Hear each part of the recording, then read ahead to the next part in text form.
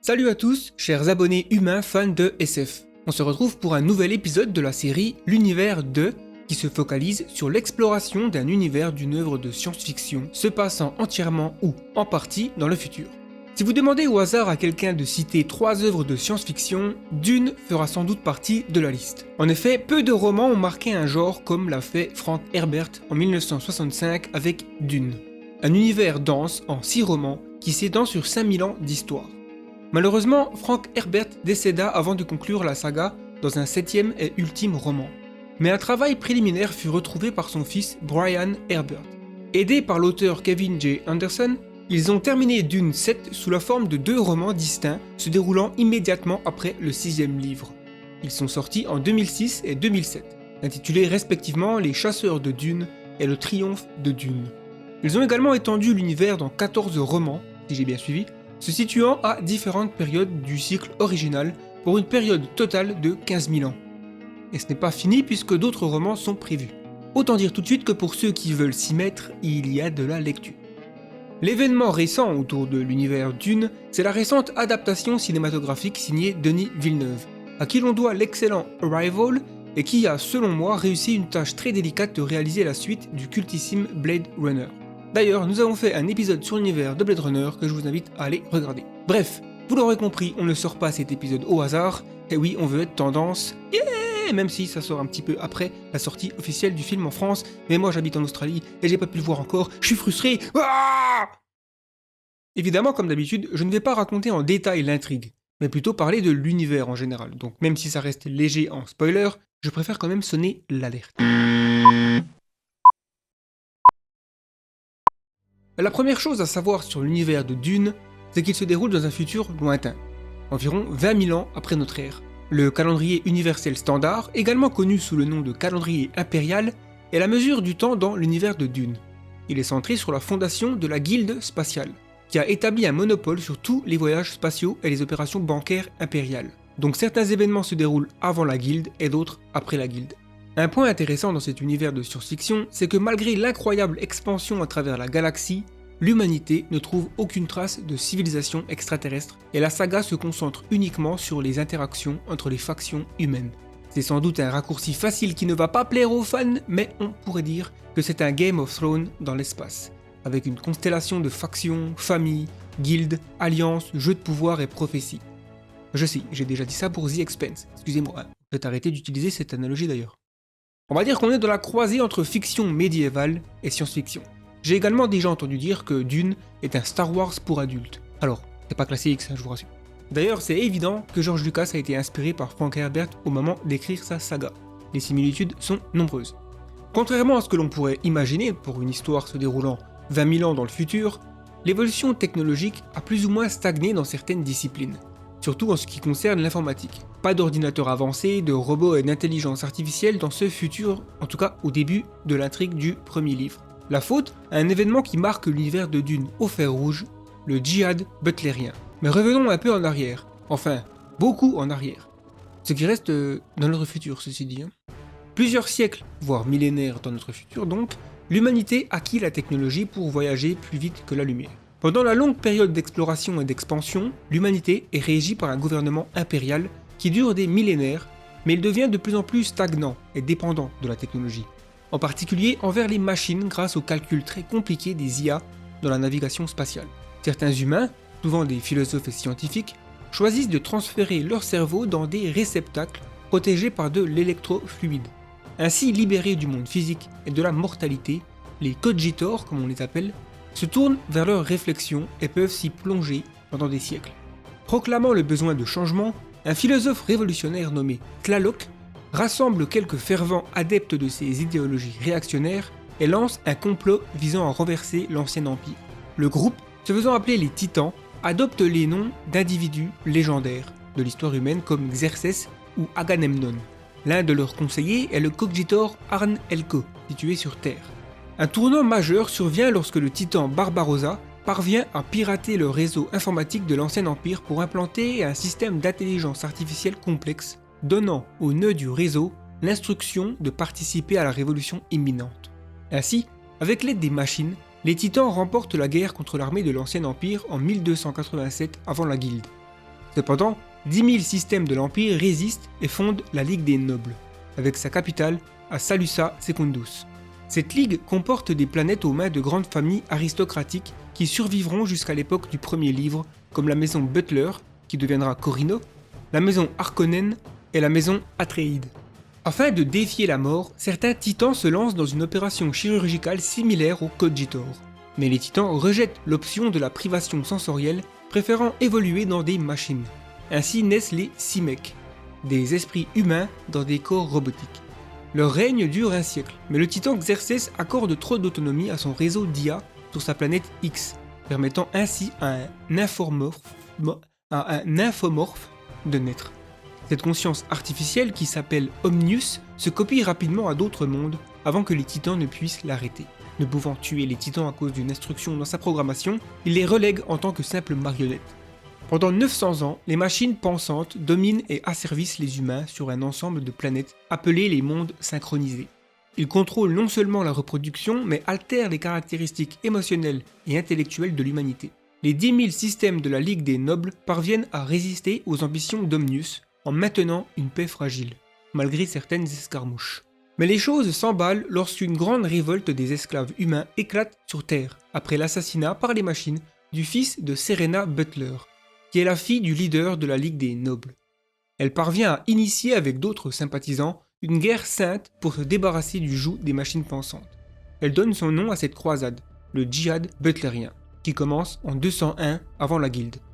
Les machines lancent en représailles le génocide de tous les esclaves et administrateurs qui vivent sur Terre, et sont prêts à étendre cette politique à tous les mondes synchronisés.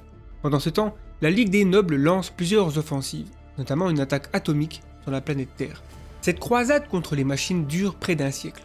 La Ligue est cependant au bord de l'effondrement après le fléau d'Omnius, une arme bactériologique qui élimine plus de la moitié de la population humaine. Pour éviter la défaite imminente, la Ligue décide de frapper tous les mondes synchronisés à coups d'attaque atomique. Cette campagne éclair, appelée la Grande Purge, est dirigée par Vorian de la maison Atréide. La Grande Purge est un succès grâce à l'utilisation des moteurs dotés de l'effet Holtzmann, une technologie pouvant courber l'espace pour parcourir d'immenses distances en quelques instants. La dernière bataille du djihad se déroule sur la planète Corinthe, et la Ligue des Nobles sort victorieux. Pour marquer la fin du djihad, le leader de la Ligue, Phaekan Butler, prend le nom de Corino, en mémoire de l'ultime bataille. Il met en place une nouvelle organisation politique, réunie désormais au sein d'un impérium féodal réparti entre les grandes maisons du Landsraad, dont il sera le souverain. L'Empire restera entre les mains de la maison Corino pendant les 10 000 années suivantes. C'est ce que j'appelle une longue dynastie. En science-fiction, décrire un monde post-singularité technologique est très délicat. À cet effet, le djihad butlérien est un outil narratif utile pour Frank Herbert.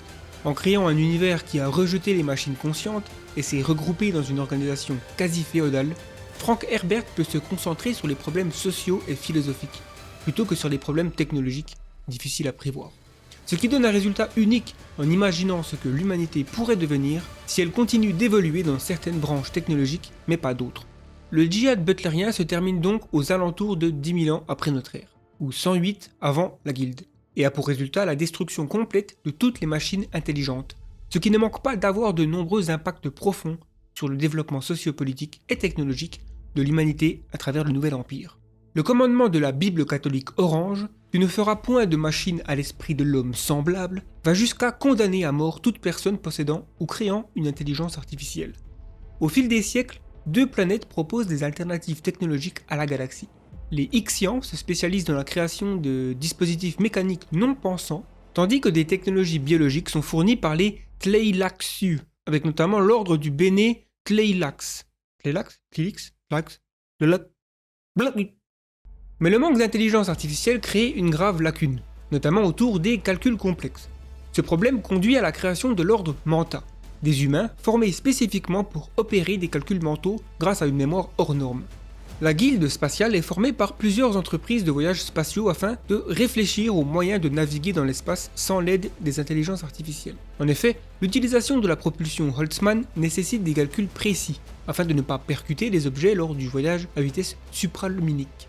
C'est ainsi qu'entre en scène l'épice gériatrique, plus couramment appelée l'épice ou le mélange. Il s'agit d'une substance qui permet l'augmentation de l'espérance de vie et fortifie la santé à tous les niveaux. réveille les parties dormantes de l'esprit humain et encourage des perceptions sensorielles élargies. Mais cette consommation entraîne une forte addiction. Une exposition prolongée à l'épice crée une énorme dépendance physique qui peut radicalement modifier l'ensemble du corps. Par exemple, la coloration des yeux en bleu, ce qu'on appelle les yeux d'Ibad. La guilde utilise l'épice pour les navigateurs. Ils sont initialement des êtres humains, normaux, ayant muté sous l'effet d'une forte exposition à l'épice sous forme gazeuse, dans une cuve spéciale, ce qui leur donne la capacité de préscience, c'est-à-dire de voir l'avenir. Ainsi, ils peuvent garantir une navigation en toute sécurité, en anticipant le chemin que va prendre le vaisseau. En raison de son importance pour le commerce et le développement technologique, l'épice est la substance la plus importante de la galaxie depuis la fin du djihad butlérien. Elle est également la plus rare et chère en raison des conditions uniques de sa production. Seuls les vers des sables géants de la planète Arrakis peuvent en sécréter, ce qui rend cette planète, surnommée Dune par les locaux Fremen, est une pièce clé sur l'échiquier galactique et la source de nombreuses tensions. Le commerce interplanétaire galactique est contrôlé par le CHOM, ou Compagnie des honnêtes haubeurs marchands, qui organise un vaste marché commun où toutes les maisons viennent échanger les biens produits par leurs fiefs. Lors des temps tumultueux suivant la fin du djihad butlérien et l'établissement de la nouvelle organisation impériale, l'ordre du Bene Gesserit s'est rapidement imposé comme une force politique influente. C'est une organisation pseudo-religieuse entièrement féminine qui utilise l'expérimentation génétique, l'ingérence politique galactique et les prophéties religieuses pour faire avancer leur propre programme d'ascension de la race humaine avec l'avènement de leur élu, le Kwisatz Haderach. Les sœurs du Bene Gesserit sont connues pour leur capacité physique et mentale extraordinaire qu'elles ont secrètement développées au fil des siècles et qui peuvent sembler magiques aux yeux des étrangers.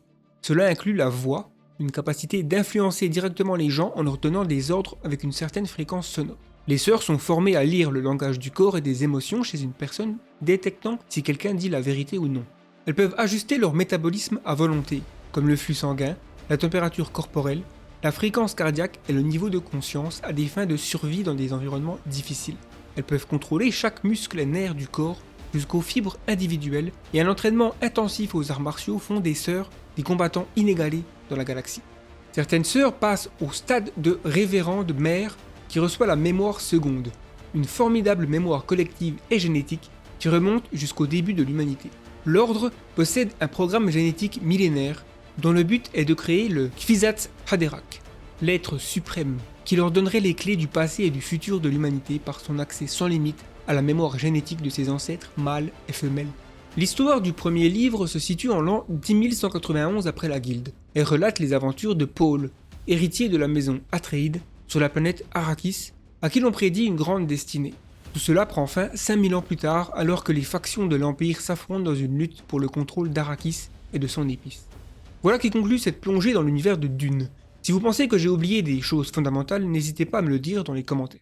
J'avoue ne pas connaître cet univers autant que Matrix ou Star Wars par exemple. Et les prononciations de certains mots, c'est quand même chaud, hein. Mais je suis ravi de voir ce regain d'intérêt de l'industrie cinématographique pour Dune. Le film sera en 2 parties selon Denis Villeneuve, et un préquel sous forme de série sur HBO intitulé Les Sœurs de Dune sortira à une date encore pas annoncée. Donc il y a espoir de voir plusieurs films et séries, peut-être même l'adaptation du cycle complet, car comme on l'a vu, il y a de quoi faire. Si vous êtes nouveau sur cette chaîne, je vous invite à vous abonner pour découvrir nos prochains épisodes toujours consacrés au futur. Et n'hésitez pas à explorer nos précédentes vidéos et podcasts dans les différentes playlists. Merci de cliquer sur j'aime ou j'aime pas afin de nous rendre plus visibles aux algorithmes de YouTube, ce qui aide la chaîne à croître. Si vous avez des remarques ou un avis à donner, les commentaires sont là pour ça, et vous pouvez aussi rejoindre le Discord The Flares, lien dans la description. Et enfin, sur le site the-flares.com, nous produisons du contenu exclusif premium, comme des documentaires ou des résumés audio de livres. L'avenir est une nuit noire dans laquelle nous ne pouvons pas nous permettre d'avancer aveuglément.